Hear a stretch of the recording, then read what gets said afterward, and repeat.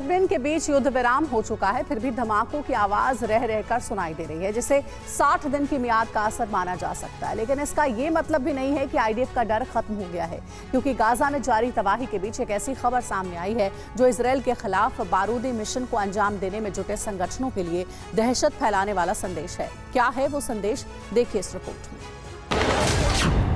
ICC के warrant के बाद हिजबुल्लाह के खिलाफ जारी हमलों को रोकना इजरायल के लिए जरूरी हो गया।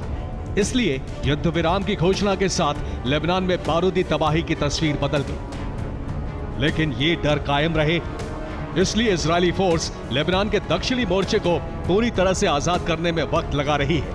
और ये वक्त संघर्ष विराम के उल्लंघन से हालात को और ज्यादा घातक बना रहा है। दावा है कि युद्ध विराम के बावजूद आईडीएफ ने दक्षिणी लेबनान में हिजबुल्लाह के मोबाइल रॉकेट लॉन्चर की गतिविधि को देखा और रॉकेट लॉन्चर को तुरंत ही इजरायली फोर्स ने फाइटर जेट की मदद से न्यूट्रलाइज कर दिया। हालांकि ये दावा है, लेकिन जिस तरह के हालात में इस समय इजरायल है उसमें माना जा सकता है कि इजरायल के दावे सच्चे हैं। इसका ये मतलब बिल्कुल भी नहीं कि इजरायल का बना डर खत्म हो रहा है, बल्कि इस डर को इजरायल दहशत बनाने की दिशा में काम कर रहा है,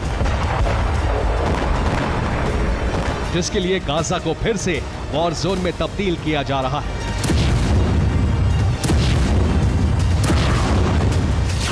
इजरायल का बारूदी प्लान, वाश बन जाएंगे इंसान। आपने बिल्कुल ठीक सुना। गाजा से जो खबर आ रही है वो इजरायल के घातक हथियार और उन्नत तकनीक के हमलों की पुष्टि करती है। हालांकि इतने घातक हमले के साक्ष्य गाजा नहीं दे पा रहा है, लेकिन माना जा रहा है कि यह हथियार ही ऐसा है जो कोई सबूत बाकी नहीं छोड़ता। इजरायल के इस हथियार का नाम है वेपोराइजर बम, यानी वो विस्फोटक जिसके टारगेट से टकराते ही विध्वंसक धमाका होता है। और ये विस्फोटक इतनी गर्मी उत्पन्न करता है कि एक बड़े दायरे में सब कुछ वाष्पीकृत हो जाता है।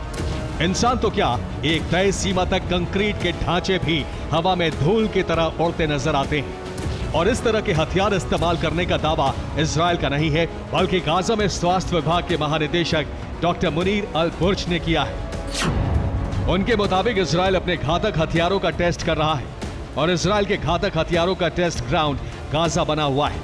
ये ऐसे हथियार हैं जिनके बारे में किसी को कोई जानकारी नहीं है, लेकिन जहां ये बम गिरते हैं वहां 500 मीटर के दायरे में सब कुछ वाष्पीकृत हो जाता है। इसलिए जो भी इंसान इजरायली वेपोराइजर बम की जद में आए वो वाष्पीकृत हो गए।